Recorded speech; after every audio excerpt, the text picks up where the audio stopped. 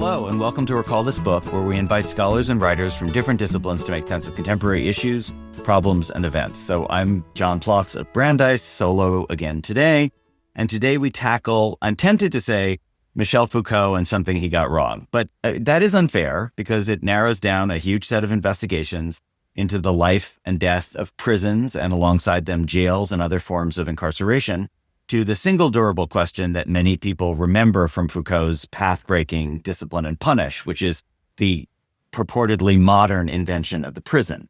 Our two guests today, who are scholars of the ancient world, Professor Matthew Larsen and Professor Mark Letteney, have written a rich, deep, and memorable book about the entire long-lived system of, and this is the book title, ancient Mediterranean incarceration.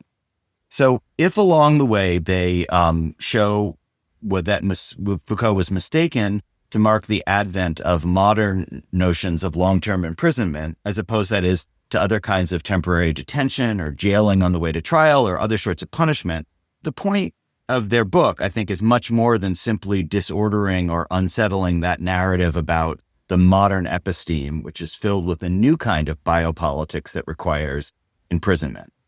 You know, dark underground prisons for 100 denarii. Let's go. So Mark and Matthew, welcome to Recall This Book. I kind of want to out all of us now as in the realm of abolitionist thinking, like people who are at least interested in and invested in the question of what prison abolition in the contemporary context might look like. But first, let me say that Mark Letteney is an ancient historian and archaeologist working in the history of incarceration, book history, and the archaeology of military occupation. He is an endowed professor in ancient history at the University of Washington, and his previous books include The Christianization of Knowledge in Late Antiquity, Intellectual and Material Transformations. And Matthew Larsen is professor at the University of Copenhagen, and he's the author of Gospels Before the Book, as well as being a filmmaker and doing digital reconstructions of ancient sites. There's so much to unpack there. But in any case, welcome to you both. And we'd like to start our conversation by asking you to tell us about the book, its origins, and its main intervention, perhaps. So over to you guys. Yeah, thank you so much for having us. So this book is a synthetic account of the various forms that incarceration took across the ancient Mediterranean. And by the ancient Mediterranean, we mean the world which saw the Mediterranean Sea as the central node. It spans, in that sense, a broad geographic space from, let's say, the Levant to modern-day UK. And it also spans a broad swath of time from about 300 BCE, which is to say from the beginning of the period of a significant corpus of documentary papyri, which could tell us something about not just the ideas of incarceration, but the experience of it. And it ends with new forms of government, new linguistic regimes, and new forms of contact across the Mediterranean in about 600 CE. Fundamentally, we want to describe the variety of systems of incarceration and the variety of ways in which incarceration undergirds ancient Mediterranean life writ large. Our book has already been seen as a response to Foucault in a way that is in some ways true, but in some ways is not. Really, one of the ancillary aims is to show not an earlier moment of birth for the prison, but that the prison is not the kind of institution that's likely to have a birthday to mark in the first place. And that to look for origins is probably to ask the wrong question. And because you brought up the question of abolitionist thinking, to imagine a world before the birth of the prison makes abolitionist thinking simpler in some ways, because it allows us a vision of a world that we hope to return to, but we don't think that it offers either a historically viable vision, nor does it offer us much to think with. And the point of this book is to offer comparanda to think with about what a more just future might possibly look like. Both me and Mark kind of came to this once I sort of the way we approach a lot of things in ancient history with like the past is a foreign country, they do things differently there, et cetera, et cetera. It's going to be really different. And what we sort of like had to eventually find a way to say was like, it's more hauntingly similar than we would have liked to have seen. And especially when you change your reference point and look at the mines, for instance, like mining camps as a site of carcerality, then you're like, actually, a lot of this sounds more familiar than we might have expected. I was thinking of two different ways in. One is that basically there was a presumption that there had always been jails, sure, but prisons were harder to find. But in fact, you found the opposite, which to me is really counterintuitive because it does seem as if jails ought to be the thing that everybody finds. So I thought maybe we could start there. And then the other thing is I just want to make sure we talk about the 5 features that you guys identify: centrality, surveillance, separation, depth, and punitive variability as like concomitant through lines. Totally taking your point, Matthew, that you would see similarities, but also to try to stay with the distinctive Roman flavor of how this was done. Yeah. Do you guys want to go with the 5 features or you guys about jails and prisons? Yeah. Sure. I'll start with jails and prisons, and then maybe Matthew can start with our 5 features. So I think just for the purpose of this podcast and listeners who may be unfamiliar, we should start by defining the difference between a jail and a prison as it occurs in modern criminological thinking. So a jail is typically understood as a place of pretrial detention where folks are sent waiting for trial or possibly shortly after trial en route to some form of punishment. And a prison is thought of as a place of punishment in and of itself. That is to say, a place where people who have been convicted are sent for a variety of purposes. They could be reformatory, they could be penal, etc. What is striking is that this distinction between a jail and a prison is itself quite modern. That is to say that there would be a different purpose-built facility for each of those functions is something that only appears in a thoroughgoing sense in the early modern period, and actually really in the last, let's say, 150 years. But the assumption among ancient historians has been that in antiquity there were only jails. That is, that there were only purpose-built facilities or reused facilities or ad hoc facilities meant for holding people waiting trial in some sort of a custodial carceral facility, and that after trial they would be sent off to real punishment. And real punishment meant maiming or service in the mines or public service or exile or something like that. What's fascinating is that the distinction doesn't seem to attain, which is to say that at least in the Roman world, but also in the broader ancient Mediterranean world, jails and prisons were the same facility more often than not. So there were people awaiting trial and people after trial in punitive control in the same facility. And 2, that there seemed to be purpose-built spaces for punitive incarceration essentially as far back as we have documentary evidence, but that the first evidence for something like a purpose-built jail that is intended precisely for people who have not yet been convicted in order that they can be held distinctly from people who have been convicted actually comes from the 6th century CE in modern day Jordan. I'll pick up on the kind of 5 features that we outline.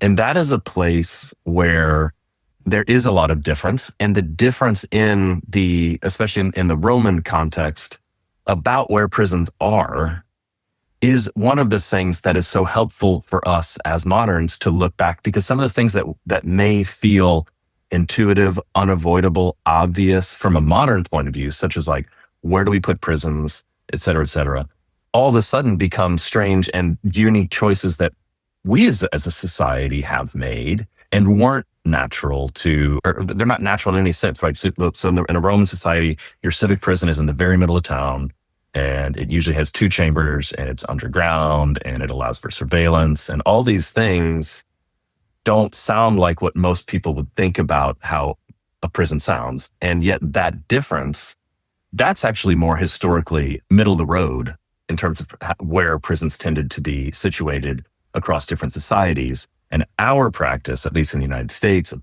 building these large prisons far outside of town, that's the unique thing. Can I ask a question about that? And maybe this is just a dead end and we don't go anywhere, but I guess part 1 of the question is whether you guys are fans of the Wengrow and Graeber book, The Dawn of Everything.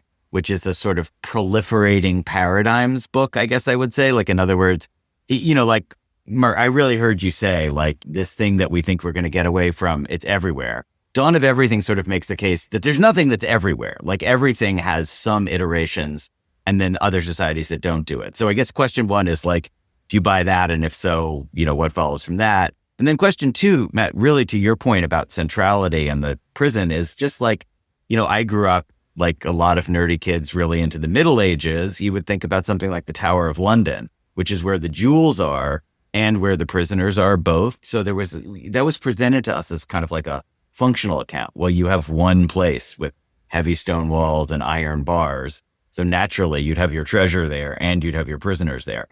But are you making is there more like a genealogical case to be made that actually, like what you see in the Middle Ages, comes out of these Roman practices, but just transmute, like they leave a legacy in that kind of centrality and depth, I guess? Sorry, I know that's two different questions, but yeah. I think they kind of relate. So what I would say is, like, you do see something happening in late antiquity and then it emerging more in the medieval period, where prisons often go from underground to towers. But I think they're both around the same logic that you point out, which is like, they're both secure, strong rooms for holding things, for keeping perceived criminals in or perceived criminals out, right? And it's about containment and restriction of movement. There's also a logical containment of, like, there's an economic feature that, like, for instance, in Guy Geltner's The Medieval Prison brings out of, like, there's this enormous, I think it's a flood in Florence, and they urgently save all the prisoners because the prisoners are sort of like living debt. That if they die, their debt goes away, and then the people they're indebted to are so there's an economic issue. And then also there's an issue of, like, prisoners as a kind of displaying a prisoner is a kind of, there's a sort of, like, it rhymes with displaying a treasure. Yeah. So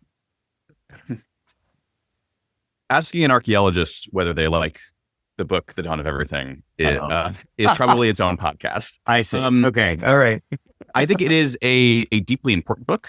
I think it is a tremendously long book, and it needn't be as long as it is to make the point. And I think you're right about at least one of the central points, that at least among social structures, there is nothing universal. And I think in terms of precise social structures, that is probably true. And the question then is, what kind of institution is the prison? Because there are social structures that are something like universal, which is to say something like the import of lineal descent, which we would call families, right? Families are something like universal, whereas democracy has a point of origin. Most scholars would say that every culture has had something that we could identify as religion. Similarly, as we could say every culture has something that we could identify as dumplings. And the question is the prison more like democracy, or is it more like the family? Is it the kind of institution that doesn't need a single point of origin and could be conceived and seems to have been conceived in a variety of different ways at a variety of different points by completely independent people? Or is it the kind of institution that requires a single point of origin, and that finding and describing the genealogy is important to understanding the way that it exists in contemporary society? Can I just say, I really love that framing, Mark. Thank you so much. That's an incredibly helpful framing of what one takes out of that book, or what that book is good for. So thanks. Yeah. Okay. Sorry. Go ahead. Yeah. No, we would say that the prison is more like the import of lineal descent than it is like democracy. Got it. Which is to say that to understand its genealogy does not necessarily mean that you understand its contemporary form. Nevertheless, understanding the varieties in which it has appeared in genealogically distinct societies nevertheless gives you something like a mirror in which you can view your own instantiation of the same from a new angle. And that's what we hope that this evidence does. We're not saying that there is a strong genealogical connection between, let's say, the Tower of London and the Carcer Tullianum in Rome. There may well be, but that connection is always going to be at best tenuous. But I think to see those two instances in which deviance is both exemplary and central allows us to interrogate the contemporary fiction in which prisoners don't exist. And we live in a society which places, especially punitive incarceration, long-term incarceration, far outside of cities and far, at least ideally, outside of the cultural imaginary. To see the centrality of the Tower of London or the Carcer Tullianum maybe allows us to interrogate that choice, but it doesn't actually explain that choice. Cool. So this is great. And you guys have now given a couple of other directions to go. One of the big corollary questions that you raise is just the question of thinking about Rome as imperial society or settler colonial society, in which you just have, I'm going to use Ireland as a poor analogy for this, but you have states or places within the empire where you might want to just imprison people, not because they were the particular bad felon, but because you're trying to do an active settler colonial control. So like one question would be how much the prisons that you're describing are pointedly around individual acts of crime versus more like the establishment of policing practice. So I'd love to go in that direction, but I just want to make sure, do you guys have more things to say about, again, centrality? You've covered surveillance. I think you've covered the need to keep an eye. Separation is really important. The depth seems like a crucial point for you guys, that the below groundedness of the spaces you've discovered, and also the punitive variability, the way that things can change within the prison, how much people are being punished or how they're being punished. So any other sort of main things you want to like lay out about that? I can talk a bit about punitive variability for listeners who haven't read the book. What that really means is like it assumes the prison is punitive, and then it does things like you can toggle the space one way or another to make it more punitive or not, based on how you want to treat people. So stuffing up the windows, or access to light, or access to whatever. There's all these different ways of sort of like calibrating exactly how punitive you want the space to be in response to who's in there and how you want to treat them.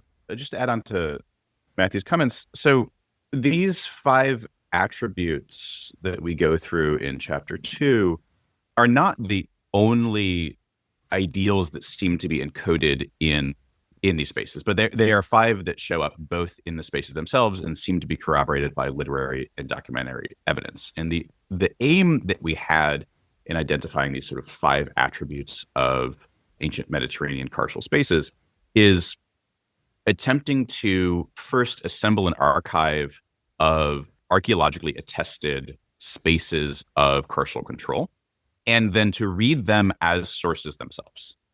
Chapter 2 really tries to lay out something like a typology of carceral spaces and ends with this attempt to look at those spaces not just as the sort of dramatic stage upon which we place literary sources or documentary sources, but as sources in and of themselves. And when we put them together and look for something like family resemblances between spaces and among the spaces and the other source of evidence, those are the 5 aspects that really shine through. These spaces are central often in cities. They have some capacity for surveillance, which is to say that prisoners were being watched over. Prisoners could be separated one from another for a variety of reasons. They're often underground, or they have some sort of form of depth or height, which allows prisoners to be placed in different sections of the prison. And that seems to relate to attempts to treat different kinds of prisoners differently. And as Matthew said, to dial up or to dial back the punitive aspect, or maybe, if not the punitive aspect, at least just how unpleasant it is to be in different sections of these facilities. Matthew, one issue you raised with the notion of the kind of prisoner as visible treasure was probably the relationship to something like debt peonage or debt imprisonment. But can I, and then I already asked you guys the kind of vague and abstract question about like a settler colonial practice, like how much it needs to be, peoples who you're imprisoning rather than persons, I guess. Maybe these things both fall under the heading of a claim, a sort of assertion you make, is that we have to understand, this is, I think, on page 13, prisons were weight-bearing beams of societal infrastructure. And I really like that phrase, partly because you guys talk about actual physical weight a lot of the time, but here you're talking about, infrastructure. I mean, one of the evidentiary hurdles that you're trying to get over is that people don't a lot of times say, directly, there is a prison. This is how many years people were sentenced to. And even when you talk about letters, it's not super clear from letters that people are prisoners in the way we think of prisoners. But when you assert weight-bearing beams, you're saying not just these things were there, but they did a lot of work. Can you just kind of unpack that? Yeah. I mean, the idea behind that is in response to the person who's sort of still doubtful that prisons could have existed in the Roman world. I mean, when we started writing this, you'd have some different scholars, not people who've worked on this topic, but who have just worked on the ancient world, generally be like, what a silly book. There are no prisons in the ancient world.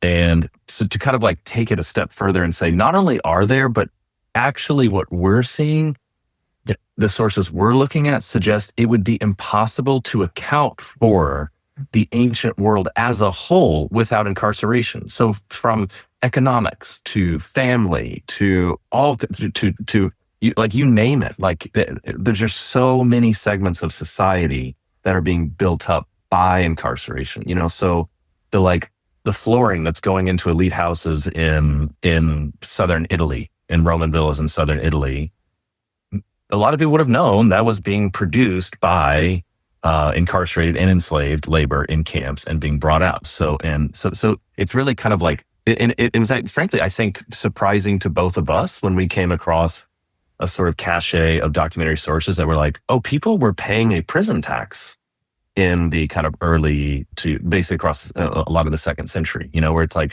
this is a tax that someone is paying, and it's also then perceived as a sort of like state service that it's offering to society, that like, you will pay this amount and in exchange we're providing prisons, so it's really not so much like the society operated and they happen to have prisons. It's like it's integrated into the logic, so we did use an architectural metaphor. It probably came to us because we're like often working underground and looking at like actual architecture of buildings. But I can see on Mark's face that he wants to jump in. So Mark, before you do, can I just ask one question, and this to come back to that, people make this distinction, which you guys heard me make, between a slave society and a society with slaves. And it just occurs to me, listening to you make the point, that you could equally say that there's such a thing as a society with prisons and a prison society. Like maybe America nowadays is actually a prison society. Like we need it, as opposed to just happening to have it. So that's part of what I hear you saying. And maybe we can tease out the implications of that. But I interrupted you, Mark. Sorry. Go ahead. No, I wanted to respond to your question about sort of the idealized use of the prison and the relationship between incarceration and settler colonialism. And I'm going to offer an unsatisfying answer, which is that we actually don't have meaningful insight into what the prison was for, at least in the Roman world, beyond jurists who are thinking not systematically, but at least theoretically about the place of the prison in society. And the problem with the juristic material is that it seems at very best, let's say, not widely heeded, and at very worst, and probably closer to the truth, at least with sources like Ulpian, a sort of legal fantasy land, a sort of idealized world that actually never existed. So we don't have great theorists of Roman grand strategy, nor of Roman sort of social theory that talks specifically about the place of the prison. One of the things that we do see in the documentary evidence is that folks with indigenous names seem to be more often victims of carceral control, and folks with the names of the colonial state, or names in the language of the colonial state, are more often incarcerators, right? So in the Ptolemaic period, you will have more, let's say, native Egyptian names as prisoners and more Greek names as incarcerators. And when Roman control comes to Egypt in 30 BCE, you start to see Roman names as the incarcerator and Greek or Egyptian names as those incarcerated. It is hard to build something like a vision of settler colonialism in any meaningfully sophisticated way from that evidence, but that is the evidence that we often have. And it does suggest something like a differential victimization and possibly a use of the prison, exactly to your point, as a form of social control that is actually not a legalistic. In the book we talk about, it's called the mosaic of the captives, and it's essentially the floor of a place of trial in North Africa, a place called Tapasa now, and they built a place of trial where the Roman administrator would sit and hear trial, and on the floor of it is a representation of, I can't remember the exact number, but it's a family of three in the middle. And then do you remember the number marks, like 12 other Berber faces around? Yeah, but in any case, it's absolutely representing the local population as the people who are captives, right? So it's built by Romans for Roman to hold court, and on the floor, literally underfoot, would be people who are Berber. So I think it does speak to that issue. It's still it's hard to map that one-to-one, but it speaks to the larger question I think you're trying to get at. Great. And can I've already thrown in the sort of question of slaves and slave society, but maybe I really appreciate your focus on the archaeological evidence for the centrality of these prison spaces. But can I just hear you talk more maybe about how you understand people being sent to the mines or mine labor? And let me just check with you. I think that you have some instances of mine labor where it really does seem like there's like a need for labor. And so people are being sent there in order to be consistently circulating through, and they're, bodies at work, which we would think of as that's like the 13th Amendment problem in America, that prison labor can be compelled in easy ways. But also, don't you have examples of times when people are in a mine labor context, but it doesn't actually seem that many of the people who are imprisoned are actually in the mines at any one time? In other words, they might just be there, confined, waiting their turn in the mines, which at least suggests a variability of how the mines get deployed. And so I'd just love to hear you say more about how that fits into your understanding of the kind of weight-bearing quality of the prison system that you're looking at. One thing to say is there is not a clean line between enslavement and incarceration. Certainly in the period that we're looking at, and in other periods as well. What we had to do was to try to find a way. We're already taking on an enormous topic over a big geographic spread and chronological spread. So we had to find a way to kind of bracket things. And enslavement became one of the things that we're we've got to find a way to not also need to take on that entire set of sources and questions. Yeah. But the mines the mines and visual sources became a place where it was you kind of have to just acknowledge that there is some ambiguity and some kind of overlap between these two things, both in how you depict someone who is a captive. And then in the mines, there are places where we know from all kinds of different sources, enslaved persons and convicted criminals were being detained. And one of the sources that I think is really illuminating that we talk about in the book, and I know Mark and I have both talked about separately and together as the book is beginning to be discussed, is there's a source, a documentary source that talks about this number of people were held. This is the number of people that were used, and this is the number of people who are not used. And it implies that, let's say I'm convicted of a crime, I'm sent to the mines. If I'm there for 3 years, I might actually only be in the mine working for 5-6 months. And the rest of the time you're sitting inside a room waiting to work. So then that becomes really interesting in terms of thinking about all the questions that you raised. This is one of the really interesting and productive facets of putting together data across different carceral regimes and different governmental regimes. So the papyrus that Matthew referenced is from the 3rd century BCE. It's a report of a mine overseer basically saying, we've done this much work and we'd like to get paid. And it's a report telling a local sort of aristocrat how many people worked over a certain amount of time. It says over a 60-day period, 130 prisoners, they're called despotai, sat waiting, and 10 of them worked, which tells us that, one, there's some facility where these people are sitting, and whatever that facility looked like, it is definitionally a prison. And that to be sentenced to the mines in the Ptolemaic period is not necessarily to be working in the mines. What's really interesting is putting that together with Roman mine facilities that are so enormous that it's not possible that everybody sitting inside the carceral facility next to the mine were working in the mine at the same time, which is to say that we seem to see a durability between the Ptolemaic period and the Roman period that suggests that even if the carceral ideals are changing, the carceral practices actually seem to be staying relatively static. And one of those practices is the use of idle bodies, often in local prisons, to do work, sometimes in mines, sometimes in cities, and the fact that to place somebody in a mining context does not mean that they're mining, and it does not mean that they are not incarcerated. And so placing sources together across even a temporal divide actually shows us something that we might not have seen if we only had one piece of evidence or the other.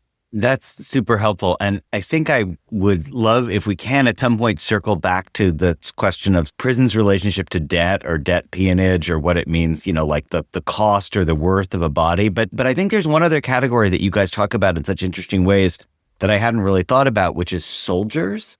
And so soldiers in the prison doing the job of administering, but also clearly there's military prisons. Is that right? That exists a separate category. And so basically, Yes. I had more thoughts about how that category of compelled but somewhat slightly elevated labor fits in. Yeah, I can say something briefly about both. One of the things that we found that is distinct from contemporary conceptions of carceral spaces is that we tend to think of carceral space as intended for a certain kind of offender. Right? So there's a women's prison, there's a men's prison. Right here in Seattle, we have a gleaming new prison for children. In the ancient world, it seems to be the case that different types of prisons were not associated with different types of people, but different types of incarcerators, right? So there is a military prison, which is overseen by the military, but there might well be all sorts of different kinds of people inside of it. There's one source from late antiquity, which at least claims to be a diary of a prisoner named Perpetua, in which she seems to move between 3 different kinds of prisons with her whole sort of retinue.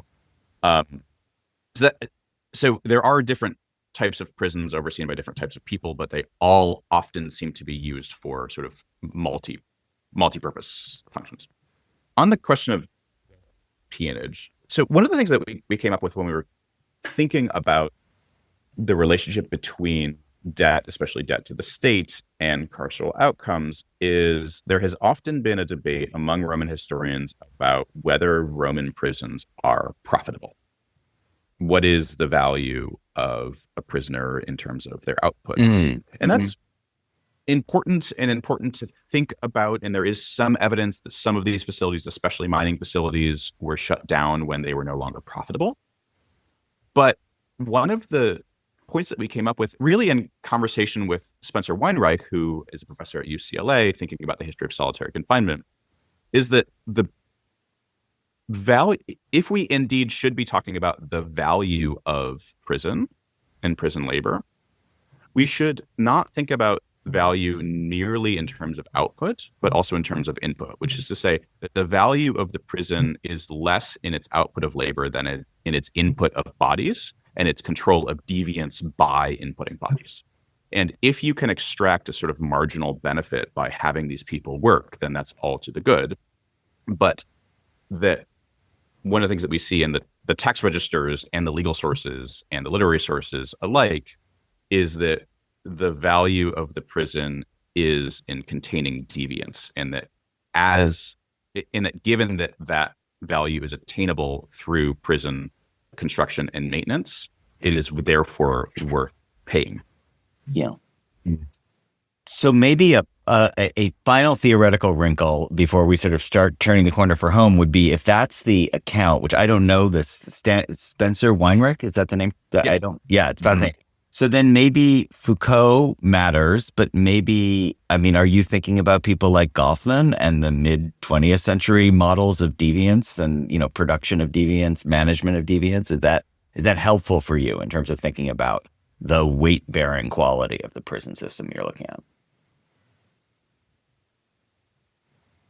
As you brought up Goffman, I think especially thinking about these institutions as sort of totalizing in some sort of meaningful sense probably helps us to see things about the evidence that we might not see otherwise, which is to say that there's a heuristic value to reading Goffman and to reading Foucault and to reading whoever else.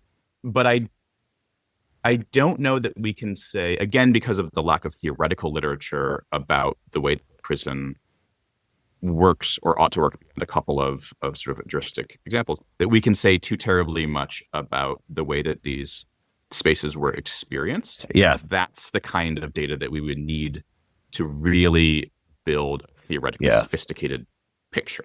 I just wanted to kind of bring into this conversation a quote that I think relates, which is from Livy when he's talking about the history of Rome, and he talks about the history of the prison in the middle of Rome. And his sort of like origin story for that is like, well, you have all these like foreigners coming in and they're not following the laws and the rules. So what are we going to do? Well, we built a big prison in the middle of Rome and just so they could see it. And I think that for me, like the language around deviancy emerges from trying to think with Livy around like, there's a norm that the people who are running society want, and then there's a deviation from that norm. And the prison is a way of taking the deviance and punishing it, or at least scaring people into wanting to not be in the deviant category, but in the normative category. Yeah, that's super helpful.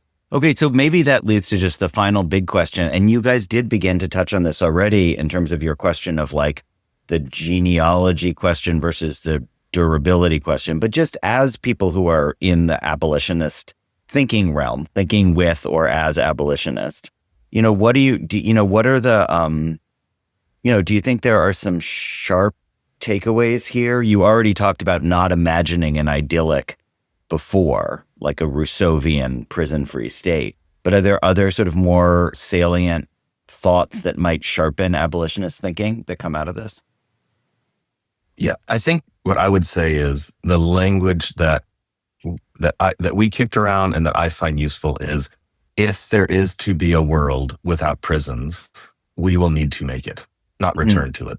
And I think that's kind of like the big takeaway is, and which I think maybe may sound discouraging to some, but like there's all kinds of things that we have not existed and we've made to exist. I mean, like like you could think of lots of examples. So I think that would be the kind of like weak length version of the answer from my end.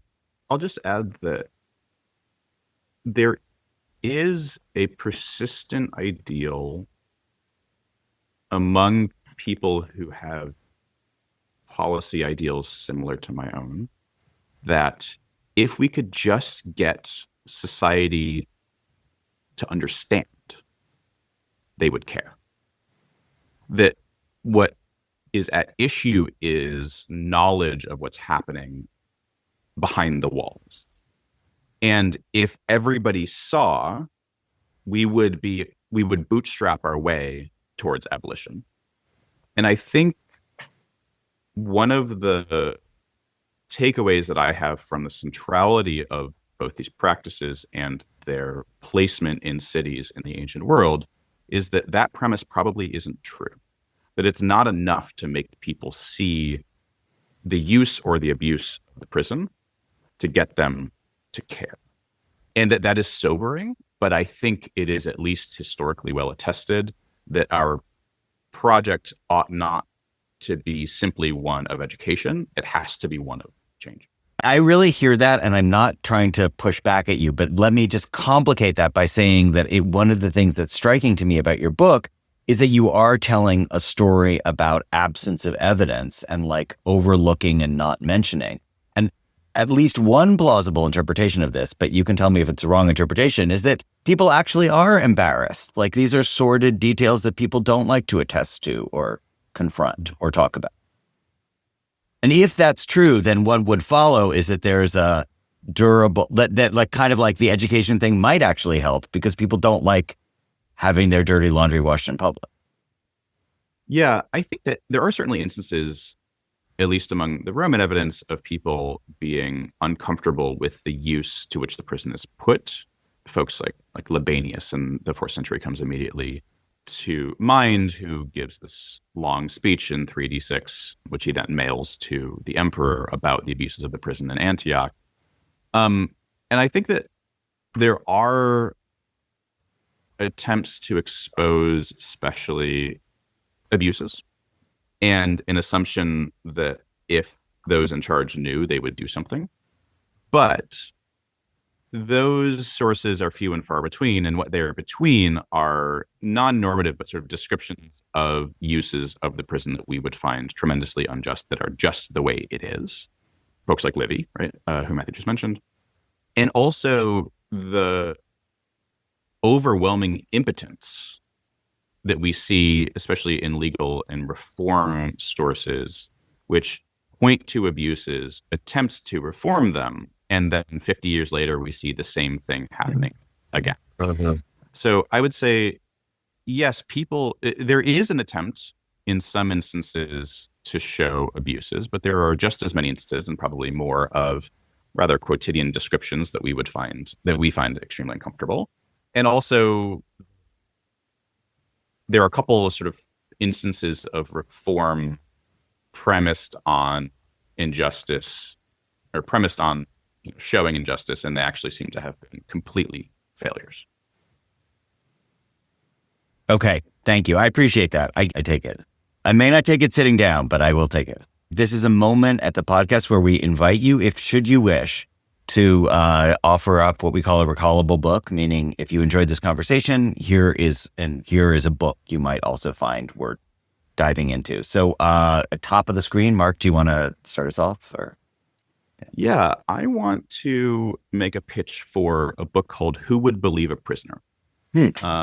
It's edited by Michelle Daniel Jones and Elizabeth Angeline Nelson, and it is an account of the birth and early decades of the first women's prison in Indiana, written by current and former inmates at that prison using that prison's archives.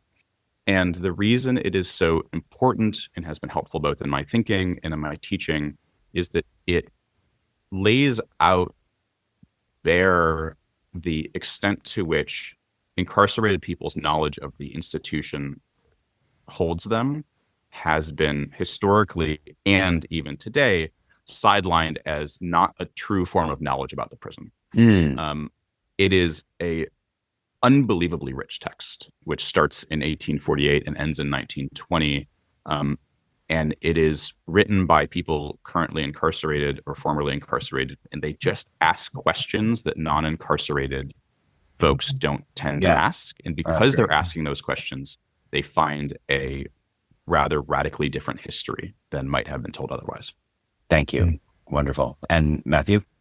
Yeah, I'd say if you thought today's conversation was interesting, I'd go read Dostoevsky's memoirs From the House of the Dead. Yeah. Draws from his own years in a Siberian prison. And he captures like not only the brutality of confinement, but also kind of a strange moral ecosystem that develops inside the walls, so both the humiliation and the pride, fighting for small acts of dignity, spiritual wrestling. And what I think where it sort of rhymes with ours is it's more, it's almost an anthropology, kind of revealing what it means to be human. So I'd say go check out that book, which it's interesting. Mark and I didn't kind of compare notes on this, but we both pointed to like something that an actual prisoner wrote. No, that's great. All right. Well, I'm going to break the chain because I just want to recommend Samuel Delany's Nevarian Chronicles, which is a strange set of fantasy books. They include a lot about enslavement and a lot about imprisonment in the mines. And for what it's worth, I was just thinking about, as I was reading your wonderful, wonderful book, which again is called Ancient Mediterranean Incarceration, and has a wonderful cover among other things. But as I was reading your book, I was thinking a lot about Delaney's depiction of how both the kind of basically the erotics and the bondage of laboring in the mines work. In any case, you guys, thank you so much. I hope that many people read this book and are inspired. I was so glad that the New Yorker wrote about it as well. It's clearly getting the kind of attention it deserves. And I'll just end by thanking you, our listeners, and thanking you guys on behalf of listeners. So it's a great conversation. Thanks so much. It's a pleasure. Yeah, thanks. Recall This Book is the creation of John Plotz and Elizabeth Ferry. Sound editing is by Kamaya Bagla, and music comes from a song by Eric Chaslow and Barbara Cassidy. We gratefully acknowledge support from Brandeis University and its Mandel Center for the Humanities. We always want to hear from you with your comments, criticisms, or suggestions for future episodes. Finally, if you enjoyed today's show, please forward it to 5 people or write a review and rate us wherever you get your podcasts. Thanks for listening.